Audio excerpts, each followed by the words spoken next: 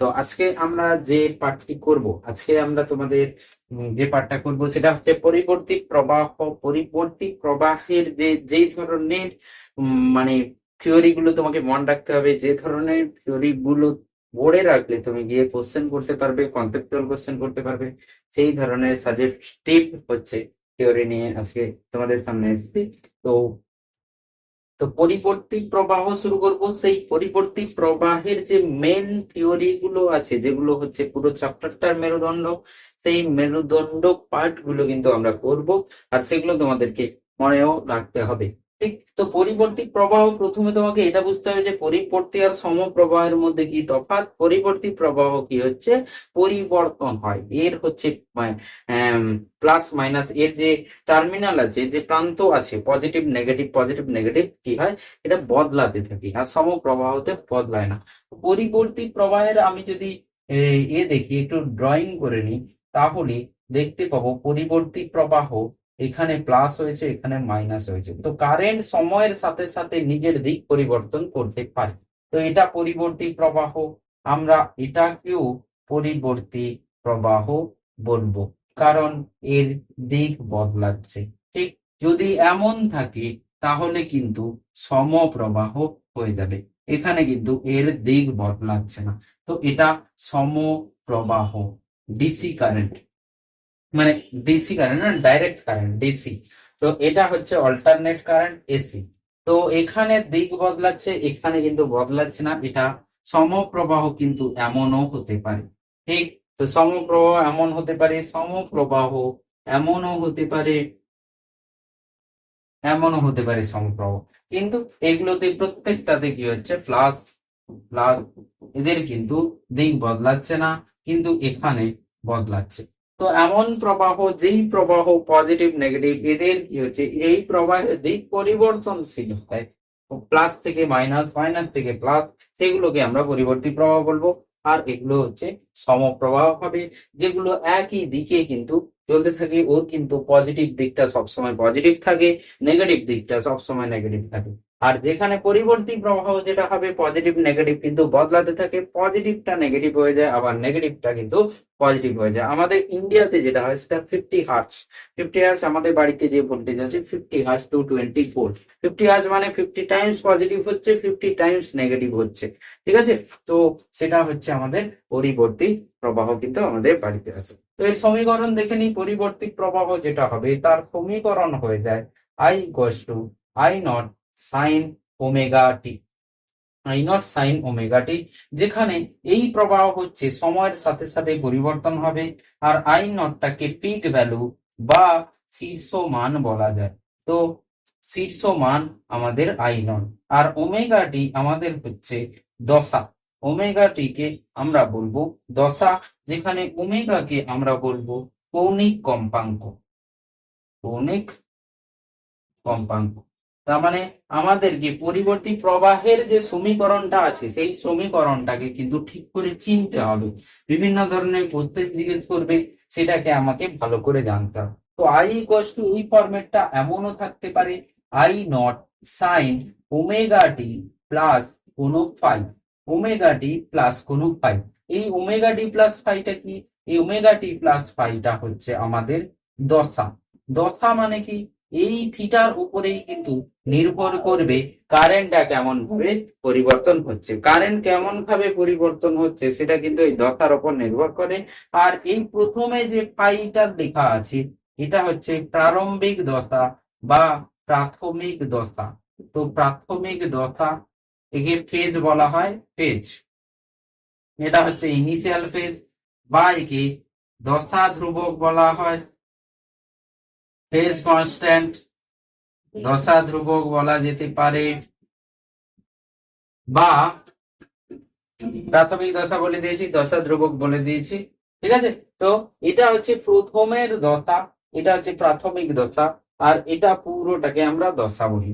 কারণ এই পরিবর্তী প্রবাহের যে সমীকরণটা এসছে, সেই সমীকরণকে আমরা কার সাথে মেলাই? আমরা হচ্ছে কোনো একটি বস্তু কি করছে, সমবৃত্তীয় গতি করছে। সেই সমবৃত্তীয় গতিতে বস্তু যদি প্রাথমিক t=0 সময় কিছু একটা অ্যাঙ্গেলে থাকে, তার শ্যাডো আমরা দেখি।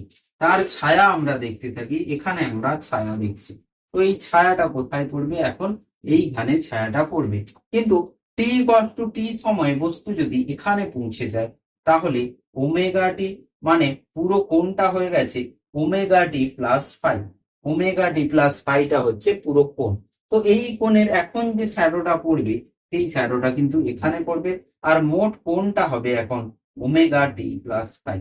তার মানে এই ওমেগা টি প্লাস ফাই এর উপরেই নির্ভর করবে এই শ্যাডোটা কেমন ভাবে ওপর নিচে হবে, এই ছায়াটা কেমন ভাবে এই পর্দার উপরে ওপর নিচে হবে। ঠিক আছে?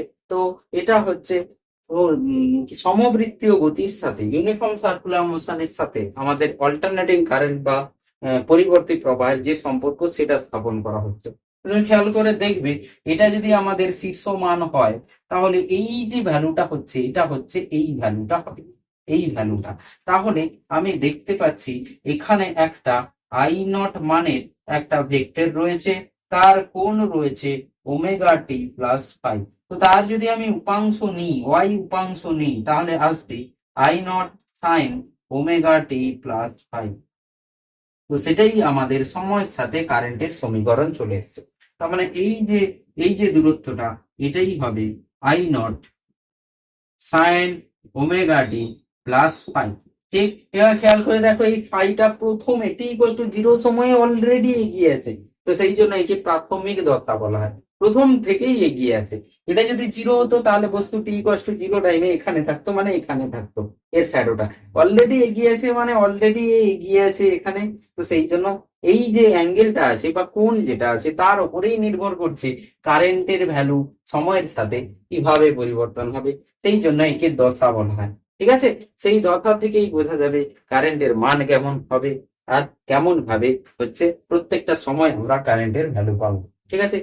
এটা যদি আই হয়, আমরা ভিও এভাবে লিখতে পারি, V naught sine omega t plus five. তো কারেন্ট যেমন ভাবে পরিবর্তী কারেন্ট প্রবাহ হচ্ছে, তেমন এখানে পরিবর্তী বিভবও হবে। তো পরিবর্তী বিভব ভি নট হচ্ছে শীর্ষমান, বিভবের শীর্ষমান sign omega t plus five আমাদের কিন্তু এইভাবে হয়ে যাবে। ঠিক আছে? এবার আমাদের অপেক্ষকের, যে কোনো অপেক্ষকের গড় কিভাবে বের করতে হয় সেটা কিন্তু আমরা একটু দেখে নেব। কারণ আমাদের এখানে কারেন্টের প্রবাহের গড় মান বের করতে হবে, আর বিভবেরও গড় মান বের করতে হতে পারে। সেই জন্য আমরা কি করব, যে কোনো অপেক্ষকের গড় মান কিভাবে বের করতে হয় সেটা শিখবো। একটু ম্যাথসে যদি যাওয়া যায়, তাহলে আমরা যে কোনো অপেক্ষক যদি y ইকুয়াল টু কোনো এফ টি অপেক্ষক আছে, এফ হচ্ছে টির অপেক্ষক আর y হচ্ছে সেই অপেক্ষক। ওয়াইটা হচ্ছে কার অপেক্ষক? সময়ের অপেক্ষক। তো যে কোনো যদি থাকে অপেক্ষক থাকে সময়ের সাথে, আমি একটু গ্রাফ নিয়ে, গ্রাফের হেল্প নিয়ে তোমাদের বোঝানোর চেষ্টা করব। দেখা যায়, ধরে নাও একটা গ্রাফ রয়েছে, সেই গ্রাফটা হচ্ছে এফ এর গ্রাফ, এরকম করে কিছু গ্রাফ রয়েছে, এফ ই আর সময় হচ্ছে এটা। তো আমরা যে কোনো অপেক্ষকের যদি গড় বের করতে চাই, যে কোনো অপেক্ষকের যদি গড় বের করতে হয়, তাহলে আমরা গ্রাফের হেল্প নিয়ে দেখতে পারি সেই অপেক্ষকের টোটাল যে ক্ষেত্রফল আছে, সেই ক্ষেত্রফল বাই টোটাল যে সময় আছে সেটা দিয়ে ভাগ করলে আমরা গড় পেয়ে যাবো। তো ক্ষেত্রফল কিভাবে বের করা হয়? Integration F T DT. F T DT করলাম, কোথা থেকে? টি ওয়ান থেকে টি টু ক্ষেত্রফল বের করলাম, আর সেই টিটাকে আমরা, সময়টাকে টি ওয়ান থেকে টি টু নিলাম, আর এটাই হয়ে যাবে গড়। তো গড়কে আমরা এভারেজ, ওয়াই এভারেজে লিখতে পারি, না হলে আমরা এভাবেও লিখতে পারি গড়, বা কখনো এ এ ভি লেখা থাকতে পারে। ঠিক আছে? তো গড় বের করার নিয়ম হচ্ছে এটা। তো এবার আমাদের কাছে যদি প্রবাহ থাকে, আই থাকে, আই হচ্ছে একটা সময়ের অপেক্ষক। তো I equal to I sine omega t plus five, এর আমাকে গড় বের করতে হবে।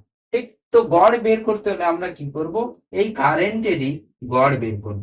তাহলে আই নট সাইন ওমেগা টি, আমরা পাইটাকে এখন বাদও দিতে পারি, পাইটাকে নিতেও পারি। ঠিক, ডিটি, ডিটি জিরো থেকে টি পর্যন্ত one time period. One time period মানে কি? এক পর্যায়কাল মানে কি? এই যে কারেন্ট আছে, এই কারেন্টের গ্রাফ হবে এমন, সাইনের গ্রাফ এমন হয়। তো কারেন্ট যে প্রবাহ, পরিবর্তী প্রবাহ, তার গ্রাফ এমন। এখান থেকে পূর্ণ একটা তরঙ্গ সৃষ্টি হতে যে সময় লাগে, সেই সময়কে আমরা কি বলবো, পর্যায়কাল বলবো।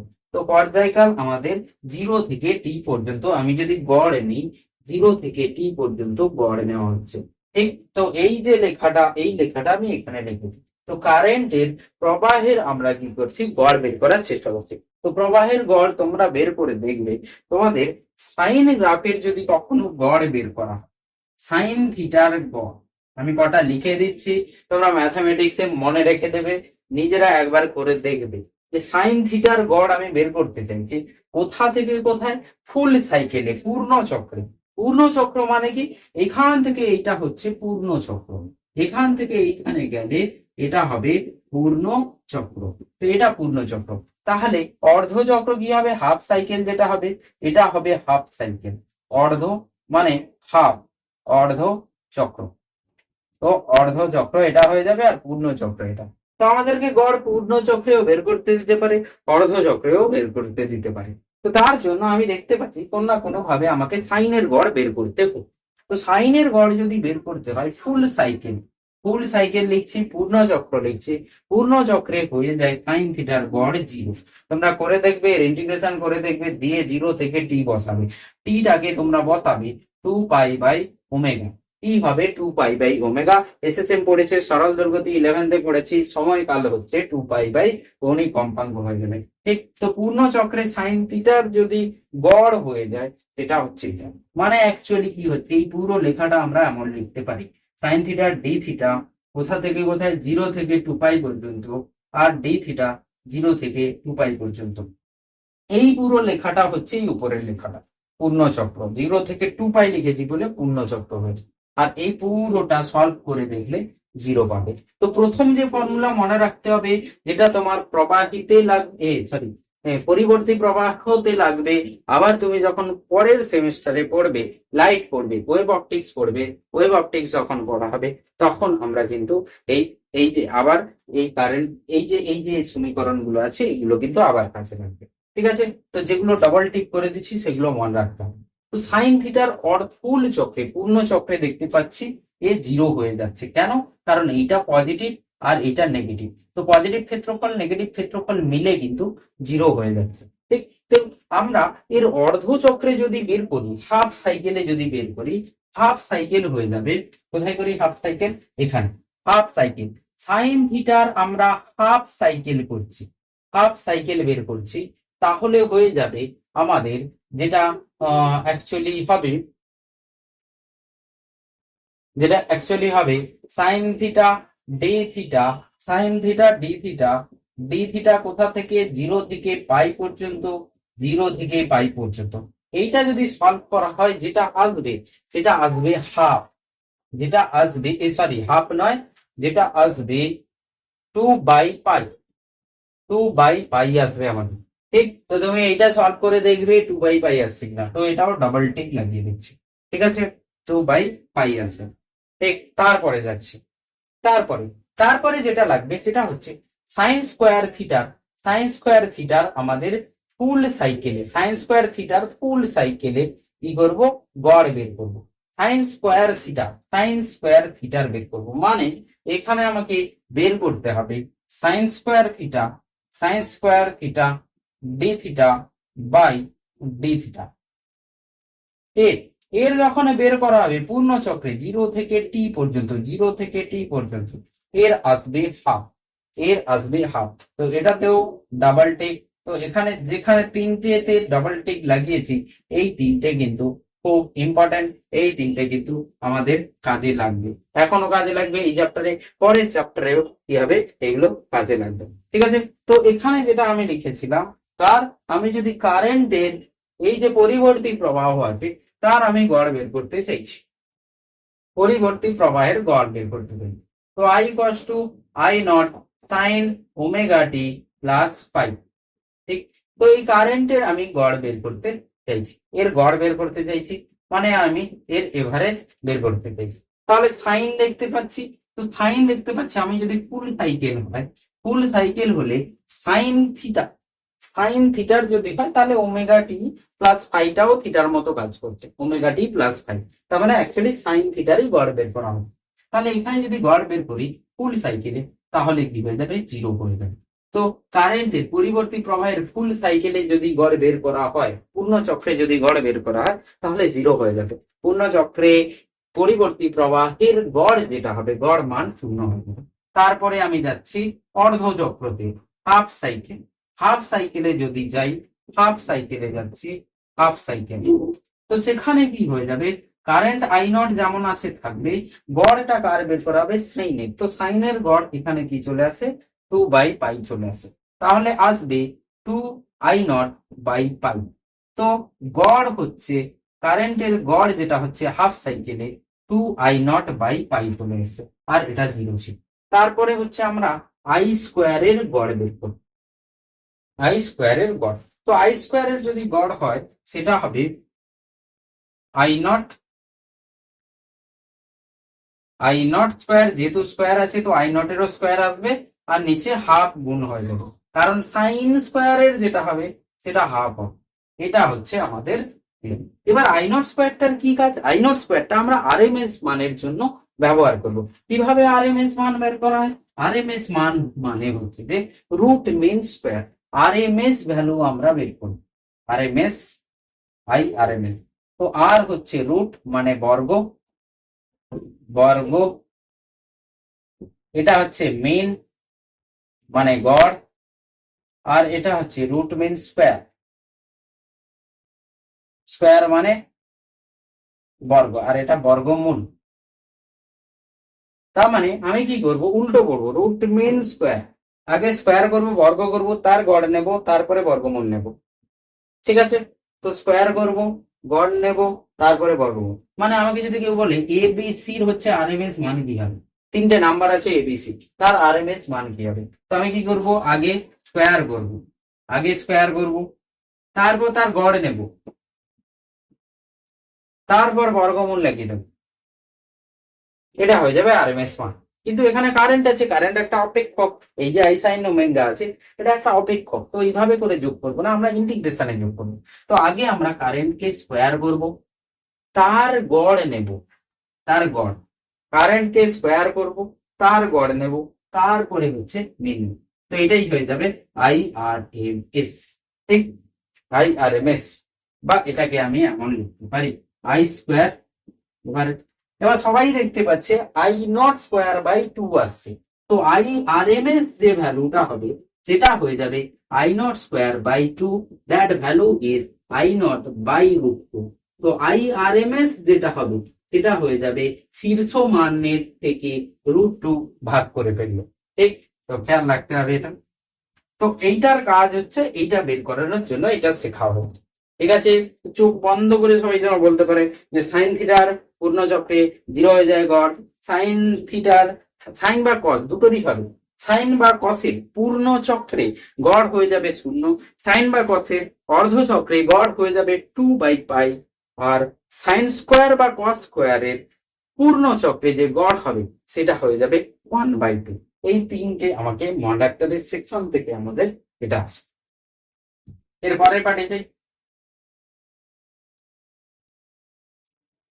তো এবার যখনই আই আমাদের বলবে আই গড় চাই, পরিবর্তী প্রবাহের গড় চাই, তাহলে তোমরা দুটো গড় আসবে, এক হচ্ছে পূর্ণচক্রে, অর্ধচক্রে। তো যখনই বলে দেবে যে গড়, তো জেনারেলি আমরা অর্ধচক্রেরই ধরবো, যেটা হচ্ছে 2I0/পাই। তো আমাদের আই গড় অনুপাত, মানে কোনটা একটু কম্পেয়ার যদি করে নিই, আই গড় হয়ে যাবে 2/পাই I0। ঠিক, আই হচ্ছে আমাদের ফুল সাইকেলে 0, তো হাফ সাইকেলেরটা লিখেছি। আরএমএস যেটা হবে সেটা হবে I0/√2, আর I0 হচ্ছে সবার উপরে শীর্ষ মান, I0 হচ্ছে সবার উপরে শীর্ষ মান। তো আমি যদি একটু গ্রাফ দেখে নিই, যে একটা পরিবর্তী প্রবাহ এরকম হচ্ছে, পরিবর্তী প্রবাহ এরকম হচ্ছে, এটা হচ্ছে কারেন্ট, আর এটা হচ্ছে সময়। তো খেয়াল করে 2/পাই আর 1/√2, 1/√2 মানে হচ্ছে 0.707 অ্যারাউন্ড আসবে, আর এইটা আসবে 0.6 অ্যারাউন্ড, 2/5 মানে 2/3.115, 0.63 এরকম কিছু I0 আসবে। কেন বলছি, কারণ এইখানে আমি I0 হচ্ছে আমাদের শীর্ষ মান, এইটা হবে I0। ঠিক, তার 63%, 63% হচ্ছে আমাদের আই এভারেজ। তার 63% হচ্ছে আই এভারেজ।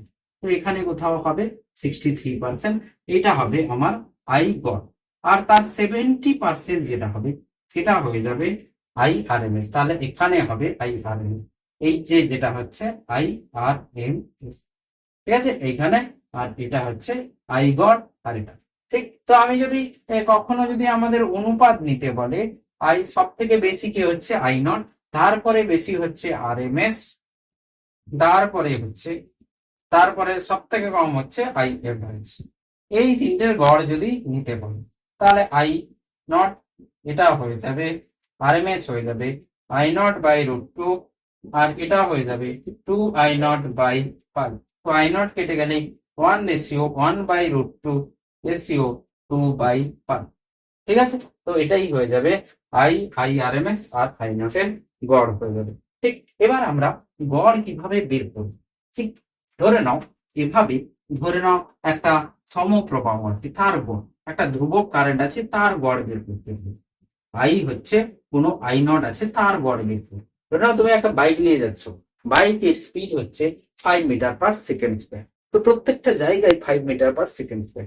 তো আমি বললাম এই বাইকটির গড় গতিবেগ কি হবে, মানে পুরো রাস্তাতে এভারেজ গতিবেগ, গড় গতিবেগ কত। তুমি বললো এই তো প্রত্যেকটা সময়ে 5 মিটার/সেকেন্ডে গেছে, তাহলে এর গড় গতিবেগও ওটাই হবে। তার মানে এখানে কারেন্ট যদি আই নট থাকে, এর যে গড় হবে, সেটা আই নটই হবে, ঠিক আছে। তো আই আর এম এস বলি বা যাই বলি না কেন, এটা ওটাই হবে, ঠিক। তো সমপ্রবাহ, যে কোনো ধ্রুবক আছে, যে কোনো ধ্রুবক প্রবাহ মাত্রা ধ্রুবক আছে, তার জন্য গড় কিন্তু একই হয়ে যাবে। তো দেখা যাক, ধরে নাও কারেন্ট এভাবে করে দেওয়া আছে, আমাকে কোনো I equals to I not plus I sine omega t, এর আমাকে এভারেজ চাইছে, এর এভারেজ মানে অর্ধ চক্রতে চাইছে। তাহলে কি হবে, অর্ধ চক্রতে এর এভারেজ আর এর এভারেজ দেখবো। তো এর এভারেজ হয়ে যাবে আই নট, আর এর এভারেজ হয়ে যাবে আই নট, এটা কোনো আই নট আছে, I not by 2 I nought pi, 2 I nought pi. তো আই নট 1+2/পাই হয়ে যাবে এখানে I average. I R M S কি হবে, আই আর এম এস যেটা হবে, আর এম এস এ কি করতে হয়, √, ঠিক। তো অনেকে ভাবে স্যার এটা লিখে দিই I not plus I not plus I not by √, কারণ এভারেজে এরকম হয়েছিল, তো আর এম এস এরকম করে দিলেই হয়ে যাবে। আর এম এস এরকম করলে হবে না, এটা ভুল। কেন, কারণ আর এম এস এ আগে রুট মিনস মানে আগে গড় নেওয়ার পর তারপরে কি লাগানো হতো, একটা স্কোয়ার রুট লাগানো হতো, একটা বর্গমূল লাগানো হতো, বর্গমূল বসানো হতো।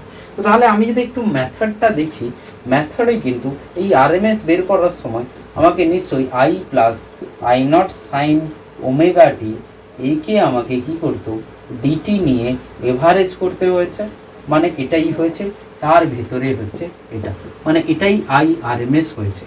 কারণ এইটা হচ্ছে সেই গড়, পুরো কারেন্টটার গড়, পুরো কারেন্টটা স্কোয়ারের গড়, সরি পুরো কারেন্টটা স্কোয়ারের গড় করা হয়েছে। তো স্কোয়ার যখন করা হবে, এখানে স্কোয়ার আসবে, এখানে স্কোয়ার আসবে, তার মানে এরকম হওয়া উচিত I naught square plus I naught square by √2। এবার তুমি খেয়াল করে দেখো, I naught square plus I not by 2, sorry আরেকটু বলছি, ধরে নাও এই দুটো আই নট না হয়ে, ওই দুটো আই নট না হয়ে একটা হচ্ছে I1 আছে, আর একটা I2 সাইন ওমেগা টি আছে, ঠিক। এটাই হচ্ছে কারেন্ট। তো আই আর এম এস আমি বের করছি, ঠিক, আই আর এম এস আমি বের করছি। তাহলে কি হবে, √I1 square plus I2 square by 2। এর খেয়াল করে দেখো, I1 কে যদি 0 করে দিই তাহলে এই পার্টটা 0, তো I2/√2 আসবে। I2 কে যদি 0 করে দিই তাহলে শুধু I1 চলে আসবে। তার মানে আগে আমাদের স্কোয়ার হবে, আর এখানে √2 আসবে না, 2 হবে, দিয়ে এটা হবে। তো format I R M S এটা হতে হবে, ঠিক। আরও যদি আমি বলি, ধরে নাও I equals to I1 plus I2 sine omega t plus I3 cos omega t, এর আমাকে আই আর এম এস বের করতে হবে। তো কি করব, I1 যেটা এমনি আছে তার স্কোয়ার থাকবে, যেটা সাইনের সাথে আছে সেটা স্কোয়ার বাই 2 হবে, যেটা কসের সাথে আছে সেটারও স্কোয়ার বাই 2 হবে। তো এটাই আর IRMS হয়ে যাবে। সেম একই ভির সাথেও হবে, সেম ভির সাথেও একই হবে, সেম ভির সাথেও একই হবে আমাদের। আর যদি গড় বের করতে দিত, গড় বের করে দিত, তাহলে কি হবে, I1 এর গড় I1, কারণ এখানে স্কোয়ার ফায়ার কিছু আছে না, I1 হয়ে যাবে, I2 হয়ে যাবে 2I2 বাই পাই, I3 হয়ে যাবে 2I3 বাই পাই। শীর্ষ মানগুলো বসে এরকম হয়ে যাবে। ঠিক আছে, আশা করি বোঝাতে পেরেছি।